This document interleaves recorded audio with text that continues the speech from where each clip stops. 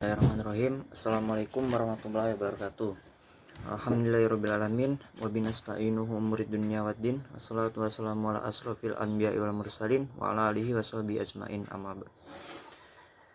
Perkenalkan, nama saya Muhammad Nur Fauzi, NIM E2019-1028. Nah, di sini saya akan mempresentasikan makalah yang telah saya dapatkan. Yang pertama itu mengenai peradaban Islam, yaitu yang dimaksud dengan peradaban Islam itu adalah suatu kemajuan atau perkembangan kecerdasan tentang keesaan Allah Subhanahu wa taala yang disebarluaskan oleh utusan Allah Subhanahu wa taala, yakni Nabi Muhammad SAW. Nah, kemudian dilanjut oleh para sahabat Nabi hingga ke seluruh negeri. Peradaban Islam itu sangat berpengaruh karena peradaban Islam mampu menguasai keseluruhan peradaban sebelumnya, yakni sekitar abad ke-8 hingga abad ke-13 Masehi. Nah, dan pada abad ke-14 itu peradaban Islam itu semakin pesat kemajuannya dengan munculnya 3 kerajaan besar yang akan kami bahas, yaitu Kerajaan Utsmaniyah di Turki, Kerajaan Syafawi di Persia, dan Kerajaan Mughal di India. Nah, menjadikan 3 kerajaan ini tuh sebagai kerajaan yang pengaruhnya itu besar terhadap peradaban Islam di dunia. Nah, kemudian ada latar belakang berdirinya kerajaan yang pertama yang akan saya bahas, yaitu Kerajaan Utsmani. Nah, jadi Kerajaan Utsmani itu didirikan oleh bangsa Turki dari kabilah Oghuz yang mendiami daerah Mongol dan di daerah utara negeri Cina. Nah, jadi ketika abad 9 sampai 10 Masehi, Kerajaan Syafawi memutuskan untuk menetap di Asia Tengah dan memutuskan untuk memeluk agama Islam. Kemudian pada tahun 923 sampai 1342 itu merupakan masa Utsmaniyah. Bisa dibilang seperti ini karena kekuasaan Utsmaniyah itu merupakan periode terpanjang dari lembaran sejarah peradaban Islam. Sebagai satu-satunya yang menjaga dan melindungi kaum muslimin setelah menjalani masa-masa keemasannya, Kerajaan Utsmani itu akhirnya mengalami masa kemunduran. Nah, kemunduran dari Kerajaan Utsmani ini terjadi setelah wafatnya Sulaiman Al-Qanuini. Setelah wafatnya Sultan Salman terjadi perebutan kekuasaan antara putranya sendiri. Yang kedua yaitu Kerajaan Mughal. Latar belakangnya berdirinya kerajaan ini adalah kerajaan ini terletak di India. Jadi pada masa keemasannya, kerajaan ini menjadi kerajaan adikuasa dan menjadi salah satu kerajaan terbesar di dunia.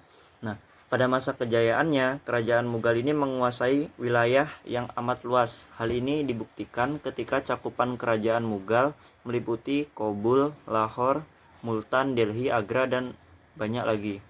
Nah, kemudian Kerajaan Mughal sendiri itu kerajaan yang memproduksi rempah-rempah seperti gula, adawol, parfum, dan aneka produk lainnya. Nah, kemudian yang ketiga ada Kerajaan Syafawi di Persia. Nah, kerajaan ini tuh latar belakangnya yaitu berasal dari gerakan tarekat di Ardabil, sebuah kota yang terletak di negara Azerbaijan. Jadi, waktu berdirinya Kerajaan Syafawi ini hampir bersamaan dengan berdirinya Kerajaan Utsmani di Turki. Nah, jadi nama Kerajaan Syafawi sendiri itu diambil dari nama pendirinya, yaitu Safi ad-Din. Nah, Kerajaan Syafawi ini menganut aliran Syiah. Jadi, aliran Syiah tersebut itu ditetapkan sebagai mazhab di negaranya. Dan Kerajaan Syafawi ini mencapai puncak kejayaan pada masa kekuasaan Abbas I. Nah, dan pada masa kekuasaan Abbas I tersebut, ia mampu untuk mengatasi berbagai kemelut dalam negeri yang mengganggu stabilitas yang ada di negara tersebut. Pada masa kekuasaan Abbas I, itu juga telah berhasil merebut kembali beberapa negara wilayah kekuasaannya yang lepas. Nah, kemudian saya akan membahas kemajuan yang dicapai. Yang pertama dari Kerajaan Utsmaniyah. Jadi di sini saya bagi saja ya menjadi beberapa bidang. Yang pertama bidang kemiliteran dan pemerintahan. Jadi untuk pertama kalinya Kerajaan Utsmani ini mulai mengorganisasi taktik, strategi tempur, dan kekuatan militer dengan baik dan teratur. Sejak kepemimpinan Ertugrul sampai Orhan adalah masa pembentukan kekuatan militernya. Nah, kemudian yang kedua itu ada bidang ilmu pengetahuan dan budaya. Jadi kebudayaan Turki itu merupakan perpaduan dari bermacam-macam kebudayaan, di antaranya yaitu kebudayaan Persia, Bizantium, dan Arab. Nah, dari kebudayaan Persia, mereka banyak mengambil ajaran-ajaran tentang etika dan tata krama dalam istana raja-raja. Kemudian di bidang keagamaan. Nah, jadi di bidang agama itu, agama dalam tradisi masyarakat Turki itu mempunyai sangat besar peranan dalam lapangan sosial dan politik. Jadi masyarakat itu digolongkan berdasarkan agama dan kerajaan sendiri dan sangat terikat dengan syariat sehingga fatwa ulama menjadi hukum yang berlaku. Nah, kemudian ada kerajaan Safawi. Yang pertama itu kemajuan di bidang politiknya, yakni secara politik kerajaan Safawi ini mampu mengatasi kemelut di dalam negeri yang mengganggu stabilitas negara dan berhasil merebut wilayah-wilayah yang pernah direbut oleh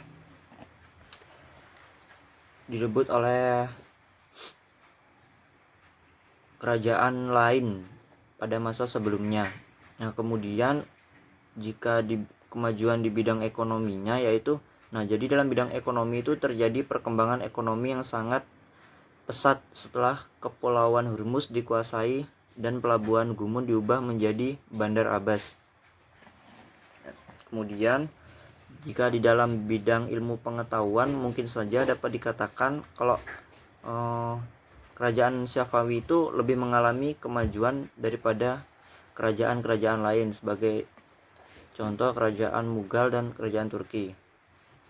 Dan ada kerajaan Mughal. Jadi kemajuan yang dicapai dari kerajaan Mughal ini yang pertama di bidang politik dan administrasi pemerintahan. Jadi kerajaan Mughal ini mampu menjalankan roda pemerintahan secara militeristik.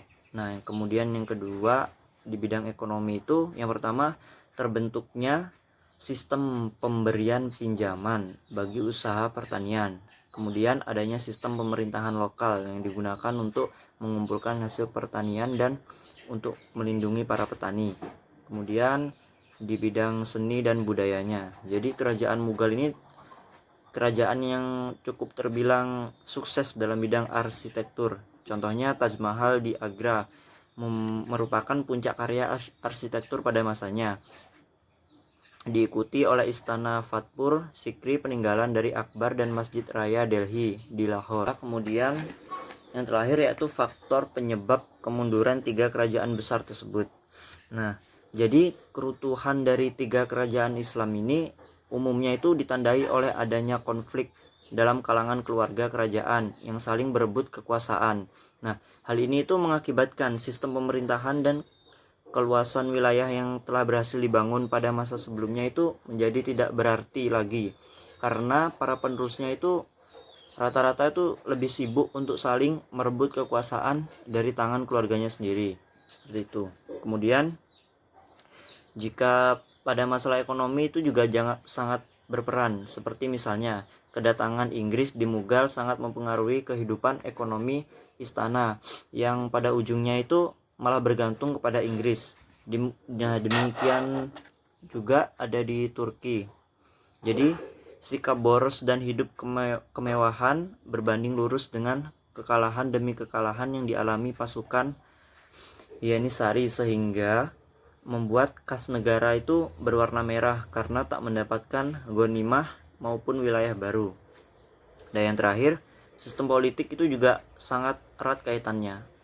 Jadi di Safawi misalnya, kebijakan memaksakan mazhab Syiah membuat secara politik orang-orang Sunni itu tidak senang dan akhirnya justru memberontak melepaskan diri dari kekuasaan Safawi, dan bahkan Sunni melalui suku Afgan berhasil menguasai wilayah Safawi.